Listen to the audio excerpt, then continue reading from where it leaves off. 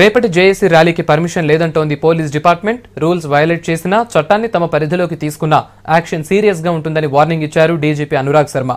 కొద్ది మందితో వస్తే తమకు అభ్యంతరం ఉండేది కాదని, అయితే లక్షలాది మందిని పోగు చేస్తున్నారని తమకు సమాచారం అందిందన్నారు. తమ జాగ్రత్తలో తామున్నామని, సిటీలో సెక్యూరిటీని టైట్ చేస్తున్నామంటున్న డీజీపీతో Sampath face to face. Telangana joint action తలపెట్టిన చలో హైదరాబాద్ ప్రోగ్రామ్ ని యథావిధిగా చేసి తీరుతామని ఇప్పటికే టీజేసీ చైర్మన్ కోదండరాం ప్రకటించారు. పోలీసులు కూడా పర్మిషన్ ఇవ్వడం లేదు కాబట్టి ప్రజాస్వామ్యబద్దంగా చేయాల్సినటువంటి ప్రోగ్రామ్ ఇది ఖచ్చితంగా చేసి తీరుతామనేది కోదండరాం ఇప్పటికే టీజేసీకి పిలుపునిచ్చారు. ఈ నేపథ్యంలో పోలీసులు ఎలాంటి ఆంక్షలు విధించారు, ర్యాలీకి సంబంధించిన విషయంపై ప్రస్తుతం మనతో మాట్లాడడానికి రాష్ట్ర డీజీపీ అనురాగ్ శర్మ గారు ఉన్నారు. సార్ చెప్పండి, రేపటి యాక్షన్ ప్లాన్ ఎట్లా ఉండదు? యాక్షన్ ప్లాన్ అంటే ఇప్పుడు వాళ్ళు ముందు ఒక ర్యాలీకి తర్వాత ఒక పబ్లిక్ మీటింగ్ కి పర్మిషన్ పెట్టినారు. సిపి గారికి 2000 వరకు మనుషులు వస్తారని చెప్పినారు. దాని తర్వాత చాలా చోట పోయి ప్రచారం చేస్తే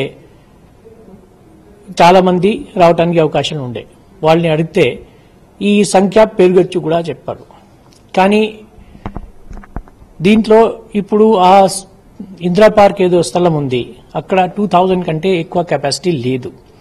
తర్వాత అది వర్కింగ్ డే, దీంట్లో పబ్లిక్ కూడా చాలా ఇబ్బంది కలుగుతుంది అని మేము అనుకున్నాము.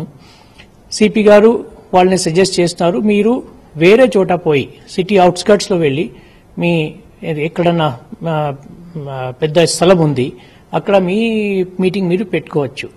దీన్ని వాళ్ళు ఒప్పుకోలేదు. అది కోర్టు ద్వారా కూడా వాళ్ళు వచ్చిన తర్వాత కోర్టు కూడా మేము అదే సజెస్ట్ చేసినాం. ప్రాపర్ ప్లేస్ లో చేస్తే బాగుంటుందని మేము సజెస్ట్ చేసినాము. దీనికి వాళ్ళు ఒప్పుకోలేదు. సో ప్రస్తుతానికి there is no permission for any rally or meeting in Hyderabad.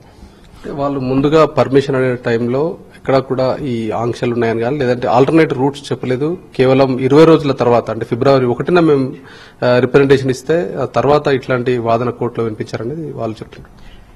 లేదండి, వాళ్ళు కూడా ముందు 1500 2000 చెప్తే అది ఆలోచన వేరే. దాని తర్వాత వాళ్ళు ప్రతిరోజు వెళ్లి మొబిలైజేషన్ చేసుకుంటే చాలా మంది వస్తారు అని వాళ్ళకి ఇబ్బంది, పబ్లిక్ కి ఇబ్బంది. ఇంకా చాలా మంది ఆర్గనైజేషన్స్ ఉన్నారు. ఇప్పుడు ఈ టీజాక్ అంటే ఒక పొలిటికల్ పార్టీ లేకపోతే ఒక ఆర్గనైజేషన్ కాదు. ఇది దీనికి సపోర్ట్ గా దాదాపు 20 ఆర్గనైజేషన్ ఉన్నారు.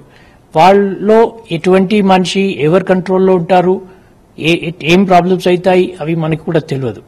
అంటే మొబిలైజేషన్ సంఖ్య పెరిగింది కాబట్టి, వచ్చే వాళ్ళ సంఖ్య పెరిగింది కాబట్టి దీన్ని డినై చేస్తున్నారు అనుకోవచ్చా, లేదంటే దాంట్లో ఏదైనా విధ్వంసకరమైన చర్యలు జరుగుతాయని మొదటి నుంచి అంటున్నారు? అట్లాంటివి ఈ రెండు ఉన్నాయి. ఒకటి నంబర్ ఎక్కువ, రెండవది చాలా కంజెస్టెడ్ ఏరియా. అక్కడ ఎటువంటి లా అండ్ ఆర్డర్ ప్రాబ్లం జరిగితే అక్కడ హ్యాండిల్ చేయటం కొంచెం ప్రాబ్లం అవుతుంది. లాస్ట్ లో కొన్ని ఇంటెలిజెన్స్ రిపోర్ట్స్ కూడా ఉన్నాయి. అంటే కొన్ని ఆర్గనైజేషన్స్ లో కొంచెం ప్రాబ్లం క్రియేట్ చేసే మనిషి ఉంటారు, లా అండ్ ఆర్డర్ క్రియేట్ చేసే మనిషి ఉంటారు అని మాకు ఇది ఉండే ఇన్ఫర్మేషన్ ఉండే. అవి అన్ని దృష్టిలో పెట్టుకుని వాళ్ళకి బయట వెళ్లి అక్కడ మీరు పీస్ఫుల్ గా మీ మీటింగ్ కండక్ట్ చేయాలని మేము సజెస్ట్ చేస్తున్నాం. ర్యాలీకి అనుమతి లేదంటున్నారు, కానీ వాళ్ళు ర్యాలీ చేసి తీరుతామంటున్నారు. దాదాపు ఇప్పటికే మొబిలైజేషన్ అయింది. వైలేషన్ జరిగితే ఎట్లా ఉండదు?